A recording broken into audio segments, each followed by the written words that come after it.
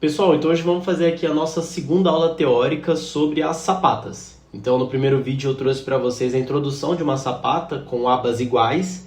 Resolvi um exercício também com carga centrada nessa sapata. E hoje eu vou trazer a teoria sobre a excentricidade nas sapatas, em que a gente vai ter um momento fletor diferente, e também sobre o cisalhamento das sapatas. Então bora lá? Mas antes de começarmos, deixa eu me apresentar. Meu nome é Vitor, sou engenheiro civil formado pela Faculdade de Engenharia Civil, Arquitetura e Urbanismo da Unicamp. Queria dizer que eu estou muito feliz que a gente chegou a 100 inscritos e espero continuar crescendo aqui e poder trazer mais conteúdo para vocês, tá bom? Vamos lá. A gente tem aqui então o caso da sapata, em que a gente tem uma carga meio deslocada do centro de gravidade da sapata. Então nesse primeiro caso, a gente tem uma sapata que parece ser simétrica, né, tanto no eixo X quanto no eixo Y, mas a carga ela não está alinhada com o centro de gravidade do pilar e da sapata. Então aqui a gente não pode utilizar os métodos que a gente utilizou na aula anterior. Já nesse segundo caso, a gente tem uma sapata que não é mais simétrica em relação ao eixo Y, né? O eixo X ela é simétrica, mas no eixo Y ela tem o pilar deslocado e a carga centralizada nesse pilar, só que de uma forma excêntrica na sapata. Então eu vou apresentar para vocês qual que é o método que a gente usa para poder dimensionar essa sapata, que vai ocorrer principalmente em situações de divisa, né, com outros terrenos, em que a gente não pode utilizar abas de mesmo comprimento. Então perceba que a aba desse lado no comprimento A é diferente dessa outra aba do comprimento A. Então, a gente tem dois casos quando a gente analisa uma carga excêntrica. Ela pode estar dentro do núcleo central, que para quem não sabe, o núcleo central já trouxe vídeo aqui no canal, é quando você aplica uma força em uma região de uma seção transversal e todas as tensões que vai ser provocadas por essa carga ou vão ser só de compressão ou vão ser só de tração. Nesse caso aqui da esquerda, a gente vai ter uma situação em que a gente só vai ter cargas de compressão, porque a gente está dentro do núcleo central. E olha como que ela não é mais uniforme. Quando a gente viu na aula anterior de introdução, a gente viu que para uma carga centrada, a carga vai ser uniforme. Aqui ela passa a ser não uniforme. E nesse caso aqui da direita, a gente tem quando a força é aplicada fora do núcleo central. Isso aqui não é legal, porque a gente vai ter tensões de tração na sapata. Olha só, até aqui a gente vai ter tensões de compressão e nessa região a gente tem tensões de tração. E a gente viu que o concreto não é nem um pouco bom em resistir às tensões de tração. Então, vamos pegar essa carga excêntrica que a gente tem, essa carga normal que está vindo do pilar, e vamos deslocá-la para o centro de gravidade da sapata. Quando a gente faz essa translação da força, a gente tem que pagar um pedágio, que é meio que um momento associado ao deslocamento dessa força. Então, nesse caso, o M ele vai ser igual a força N vezes um braço de alavanca E, certo? Além disso, a gente vai ter a força cortante, que eu vou explicar mais para o final do vídeo como ela funciona, e a força devida à gravidade na sapata, que é a força G. A força G ela vai ser o peso próprio da sapata, que curiosamente vai ser aquele 1,05 que tem na fórmula do dimensionamento da sapata. Vamos falar então da excentricidade, da fórmula dela. Eu mostrei para vocês que ela de certa forma é dada pelo momento, que é igual a força N vezes a excentricidade. Só que a gente precisa considerar outros parâmetros, como a cortante e o peso próprio da sapata. Então aqui eu trouxe a fórmula para vocês, em que a excentricidade é igual ao momento mais V vezes um HV. Esse HV é dado pelo ponto de aplicação da cortante. E a princípio a gente vai considerar a cortante como zero, tá? Para poder fazer esse cálculo da excentricidade. O N é a força do pilar e o G é a força devido ao peso próprio da sapata. E a gente pode aproximar esse G para 0,05 vezes N. E aí quando a gente somar essa parcela com o N, a gente chega no que eu falei lá, o 1,05 vezes N. Beleza? E como que a gente verifica o núcleo central, para saber se a gente está dentro dele ou se está fora dele?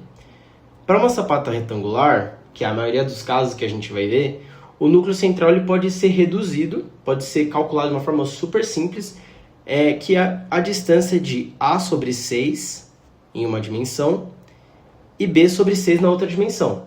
Então, se ela tiver nesse intervalo, a gente pode considerar que está dentro do núcleo central. Então, você vai calcular onde que essa força está sendo aplicada, você vai descobrir o valor de E, que é a excentricidade, e você vai ver se a excentricidade é um valor menor que esses dois aqui, então vai representar que está dentro do núcleo central.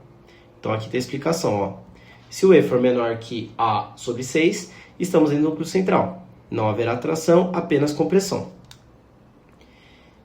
Então, o que a gente vai ter, fazendo a análise aqui de resistência dos materiais, obviamente, né, a gente vai ter a força e o momento, vai ter a força sendo 1,05 vezes N, que a gente está considerando peso próprio, e as tensões que vai ser não uniforme, a gente vai ter uma tensão máxima dada por essa fórmula aqui, que é o momento vezes o ponto da seção transversal dividido pelo momento de inércia, mais a força sobre a área da sapata, que é A vezes B. E o momento mínimo, que vai trocar apenas o sinal da parcela do momento, tá bom? E lembrando que esse momento aqui é dado pelo força vezes E, beleza? Isso aqui, para quem tiver dúvidas sobre essas tensões, tem vídeos aqui no canal sobre flexão simples, flexão composta, flexão oblíqua, que isso aqui vai ficar muito claro para vocês, tá? Vamos pegar então essa tensão máxima e vamos expandir ela. Então, como eu comentei, o momento ele vai passar a ser força vezes excentricidade. A excentricidade a gente já viu como calcula aqui em cima, que é esse termo. A gente vai multiplicar por A sobre 2, que é o valor Y, né, que a gente está querendo o mais crítico, que vai ser quando a gente tiver uma distância de A sobre 2, tá? Dividido pelo momento de inércia. O momento de inércia da sapata é uma dimensão que é a base vezes a altura ao cubo dividido por 12. E soma a parcela da força do pilar, Fv sobre a área da sapata. E aí, se a gente colocar esse termo aqui em evidência, a gente chega no momento na tensão mínima e na tensão máxima, tá? Se você estiver no núcleo central, com certeza as duas tensões têm que dar tensões de compressão, tem que ter o mesmo sinal, tá? E aí a gente está interessado nessa tensão máxima, certo? A gente quer que essa tensão máxima ela seja menor que a tensão admissiva do solo, né? O solo precisa ter uma resistência maior do que a tensão que está vindo da sapata, e a gente vai usar esse valor para poder dimensionar a armadura dessa sapata. Vocês viram que no vídeo de sapata com carga centrada era um processo muito mais simples para obter essa tensão, né? Que a gente usava aquele XA, XB. Aqui a gente tem que dar uma volta um pouco maior por conta dessa excentricidade. Então, a partir do momento que a gente obtém a tensão máxima, a gente vai seguir a mesma lógica apresentada na aula 1. Então, primeiro a gente vai verificar se a tensão máxima é menor que a tensão do solo. Tendo validado isso, a gente consegue calcular as reações de apoio. E aí, aqui é uma parte que gera muita confusão, porque a gente não vê toda essa complexidade quando é uma carga centrada. Quando é essa carga que tem excentricidade, a gente usa em tese a mesma lógica, só que de uma forma um pouco mais aprofundada.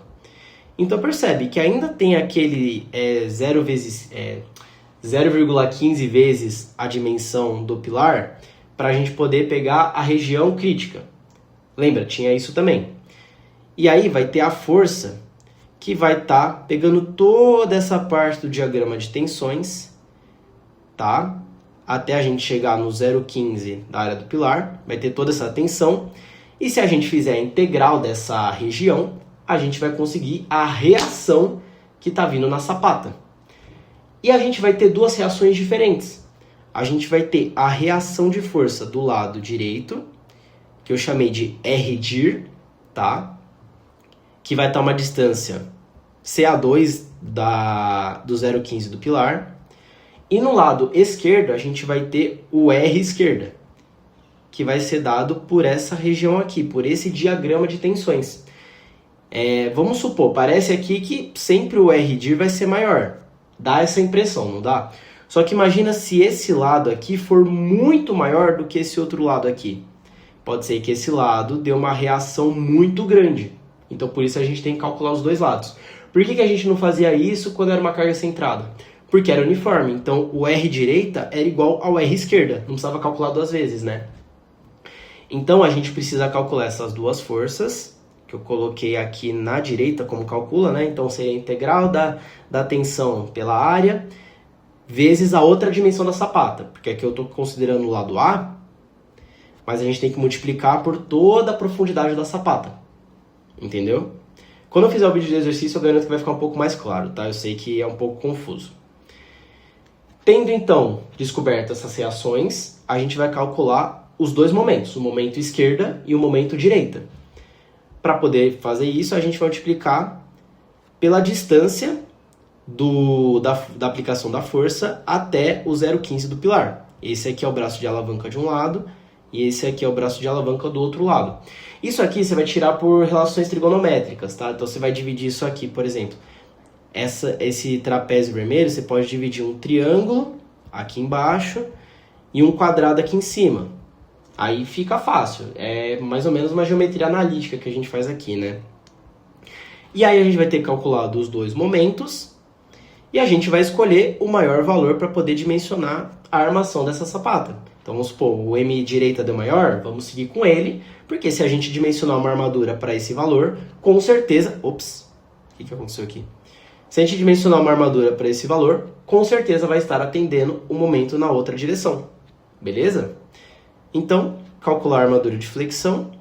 A fórmula é a mesma que a gente usou na última aula. 1,4 vezes o momento, dividido por 0,85 vezes a altura útil, vezes a força de escoamento, tensão de escoamento do aço. E tem que ser maior que um AS mínimo, que é dado por 0,1%, vezes B, que é a outra dimensão, vezes a altura da sapata, e isso aqui vai estar em centímetros quadrados pela outra dimensão da sapata. Espaçamento é o mesmo, cobrimento a gente costuma usar 4 centímetros, e assim está resolvido, você calculou qual que é a armadura necessária para essa sapata. Show de bola? Então a gente viu agora a força excêntrica com o momento, então vamos falar agora sobre o cisalhamento.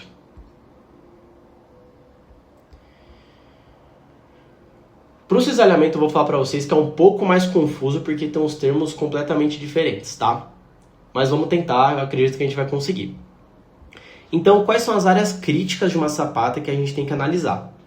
Então a gente tem aqui em cima a região referente ao lado B, que é mais crítica, e aqui embaixo a gente tem a região referente à dimensão A, que é a mais crítica, tá? São essas duas regiões que a gente está analisando.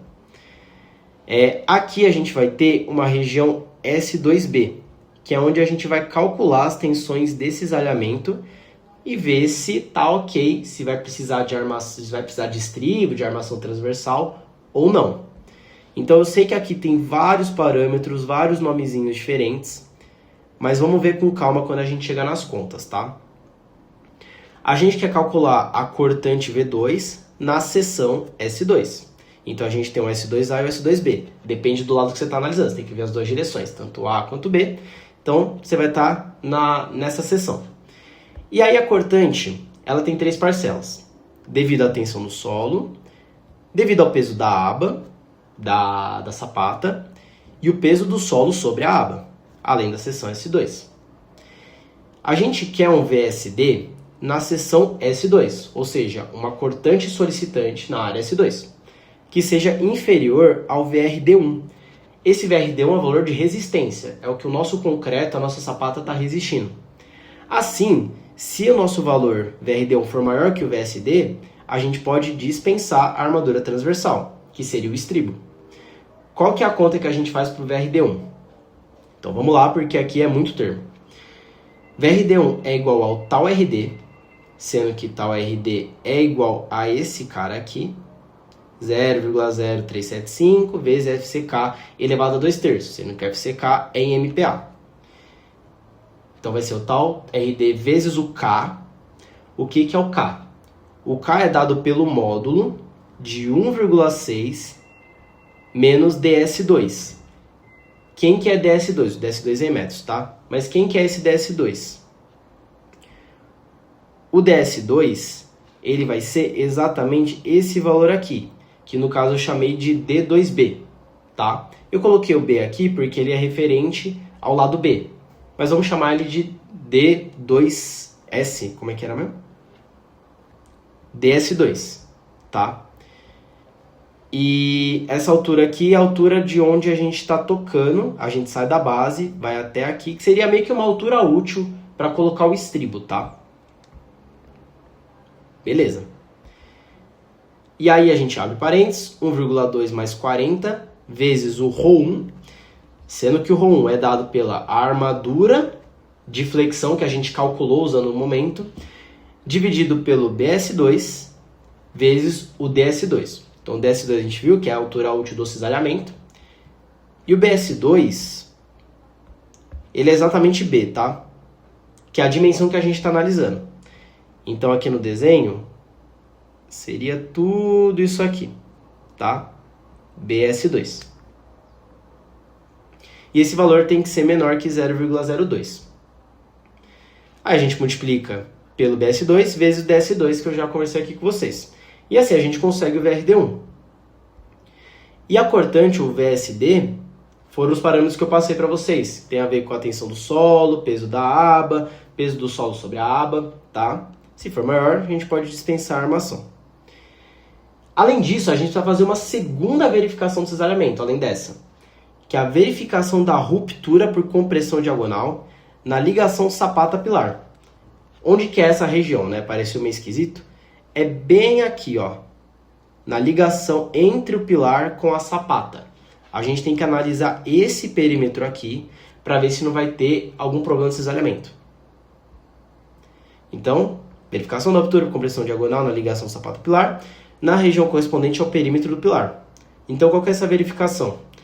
A gente vai calcular esse tal SD, que é a solicitação, e a gente vai calcular o tal RD2, que é a nossa resistência. Para o solicitante, a gente vai usar o FSD, que é a força que vem do pilar, com o peso próprio da sapata, dividido por U, sendo U o perímetro do pilar. Então você vai pegar, o pilar ele é, eu vou até desenhar, AB, BP. Vai ser então 2AP mais 2BP. Pronto, você tem o perímetro do pilar, vezes D, que é a altura útil. Assim você vai ter a tensão solicitante, e a tensão de cálculo é dada por 0,27 vezes αβ, sendo αβ 1 menos FCK sobre 250, com FCK em MPa, vezes o FCD, que é a resistência à compressão do concreto. Pessoal, é isso. Essa parte de cisalhamento, confesso para vocês que até eu fiquei muito confuso quando estava fazendo essa aula, mas espero que tenha ficado claro, principalmente a parte do dimensionamento da armação de flexão. Eu vou tentar trazer uma aula aqui, resolvendo um exercício com a carga excêntrica, para poder mostrar para vocês como funciona na prática, tá bom? Deixa o like, se inscreve no canal, e no mais é isso. Até mais!